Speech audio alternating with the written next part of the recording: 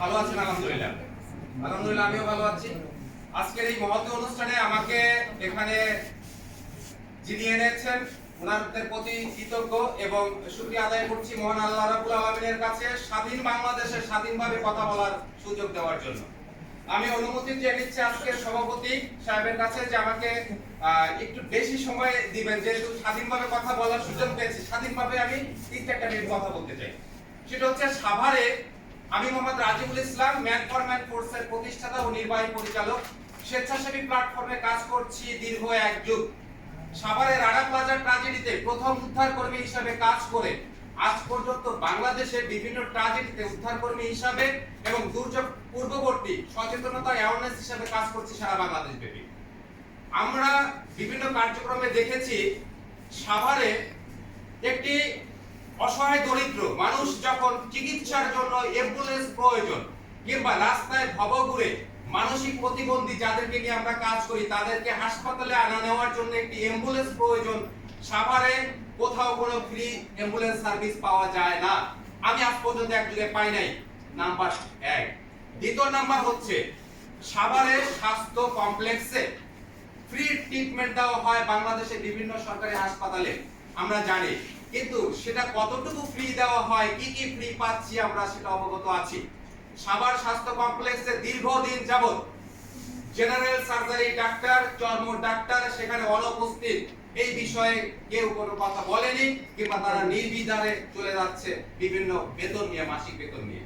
প্রতি মাসে জনগণের টাকা নিয়ে যে সরকারিভাবে বেতন দেওয়া হয় সরকারি চাকরিজীবীদের, কিন্তু সেখানে স্বাস্থ্য কমপ্লেক্সে কিংবা পুলিশ থানা মডেল গেলে সেখানে কিন্তু জনসাধারণরা ভুক্তভোগীর শিকার হয়। একজন ডাক্তার একজন রোগীর 5টা মিনিট সময় দেয় না, যাওয়ার সাথে সাথে বলে কি হয়েছে, আপনার জ্বর হয়েছে, প্রেসক্রিপশন লিখে দেয়। জ্বরটা কেন হয়? মার দিলেও জ্বর হয়, বৃষ্টিতে ভিজলে জ্বর হয়, গোসল করলে জ্বর হয় কিংবা অন্য কোনো রোগের কারণে জ্বর হতে পারে।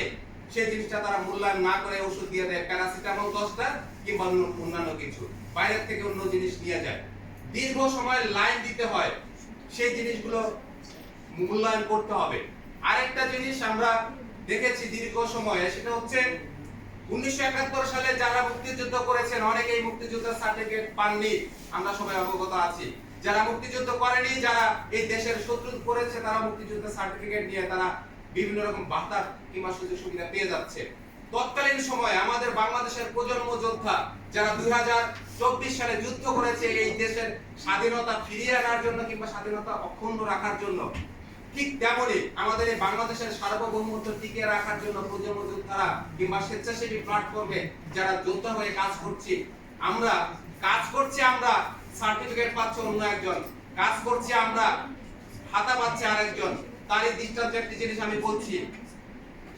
বাংলাদেশে করোনা শুরু হয়েছিল, বহির্বিশ্বে করোনা শুরু হয়েছিল। বাংলাদেশে করোনা শুরু হওয়ার প্রথম থেকে সরকারি প্রজ্ঞাপন অনুযায়ী ম্যান ফর ম্যান ফোর্সের পক্ষ থেকে আমি আমার সহযোদ্ধাদের সাথে নিয়ে সাভার উপজেলাতে কাজ করেছি।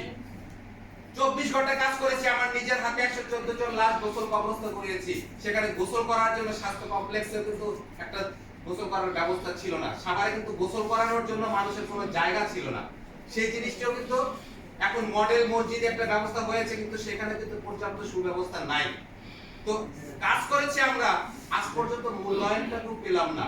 1 টাকা দামের যে একটা সার্টিফিকেট সেটাও কিন্তু পাইনি।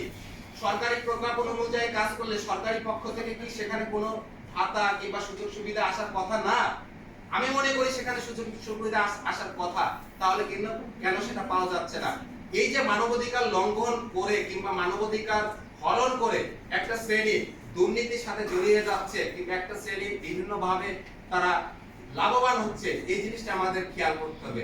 বাজার মনিটরিং এর কথা বলছি, আমাদের সাভার উপজেলায় ম্যাজিস্ট্রেট আছে, কিন্তু সাভারে যে বাজারগুলো আছে সেখানে গ্যান্ডা বাজার, আলমুসলিমের সামনে উলাইল বাজার, নামা বাজার, সেখানে বছরে কিংবা মাসে কয়টা মনিটরিং করা হচ্ছে, সেই জিনিসটা কিন্তু আমাদের একটু খেয়াল রাখতে হবে। বিশেষ করে আমাদের বাংলাদেশে পল্লী বিদ্যুতের বর্তমানে যে একটা লোডশেডিং হচ্ছে, বিভিন্ন জায়গায় আমি তদারকি করে দেখেছি, অনেক জায়গায় এক মাসেও কিন্তু একবার লোডশেডিং হয় না, সারাদিনে একবার লোডশেডিং হয় না। তাহলে সাভার এলাকাতে কেন 10 ঘন্টা 12 ঘন্টা লোডশেডিং হচ্ছে? গতকাল রাত্রে 11টার পরে আমি দেখেছি 4 বার লোডশেডিং